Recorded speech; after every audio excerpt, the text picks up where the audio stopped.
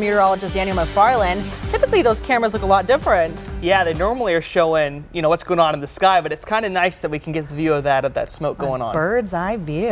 All right, so I'm curious about this cold weather that we've been talking about. How long is it going to stick around for? I'd say about 36 hours. So I think by Saturday afternoon we'll be fine, but tomorrow morning, tomorrow afternoon, and really Saturday morning is going to be chilly too. Okay. Yep, but before we get to that, we are starting off with some rain and some snow as this front's moving on in, and I want to focus in on the east side of town. You can see Houghton Road right there, likely getting a little bit of light rain along with other portions of the east side. You can also see Tanque Verde getting just a tad bit. The Rincons might be having a little bit of snow themselves right here at the top. I don't think it's as far down as what this is showing, and there might actually be some radar interference right there, but one spot we know is seeing that snow is closer towards the Catalinas right here, mostly up towards the top, and there's even some heavier snow towards the back. So looking at this radar, if you see those deeper blues, that does tell you where the heaviest snow is, and it seems to be on the back side. So if you live around Oracle or Saddlebrook, go ahead when the rain ends, check out the mountains and see how it looks, because it's likely going to have a ton of snow across the area. Now over the next few hours, the spot I want to be keeping an eye on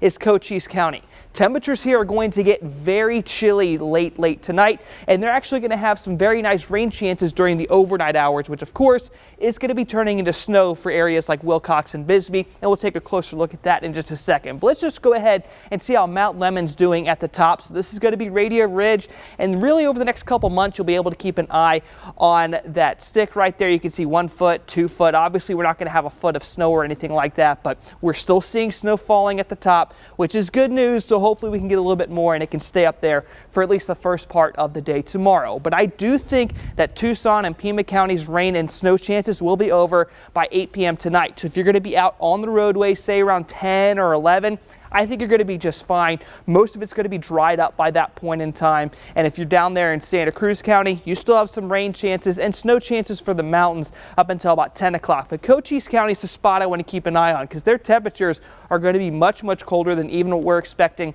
in Tucson here. So Saddlebrook, I think, is going to be the chilliest one, 33 for a low. Not really expecting a lot of spots around Tucson to get down to the freezing point, but I'd say an average of about 35, 36 for those lows, and high temperatures tomorrow just over 60 degrees for Tucson itself.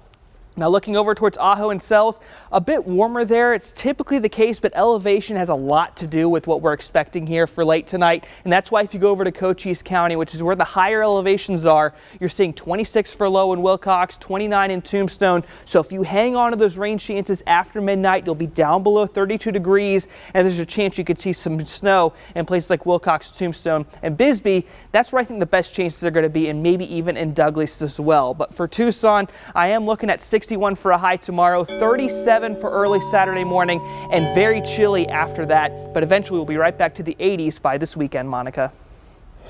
All right, thanks for that update. Well, coming up on News 4 Tucson at 5, Paul Pelosi is making a pretty quick recovery after he was